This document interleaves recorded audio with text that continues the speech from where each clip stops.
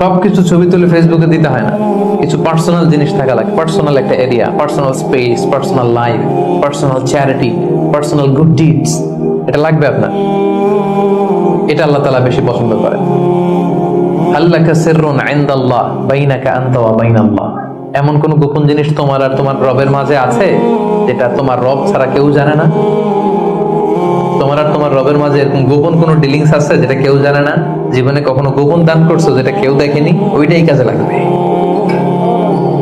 এজন্য ষষ্ঠ শ্রেণী হচ্ছে ওই ব্যক্তি যে গোপনে দান করে, সিক্রেট চ্যারিটি করে। গোপনে দান করতে রাজি আছেন তো সবাই? নট নেসেসারি যে খুব বিগ অ্যামাউন্ট লাগবে, 1 রিঙ্গিত, কয় রিঙ্গিত, ওইটার আল্লাহ পেলে পুষে উহুদ পাহাড়ের সমান উঁচু করে আপনার আমল নামায় ঢুকাই দিবে। কটা গেল?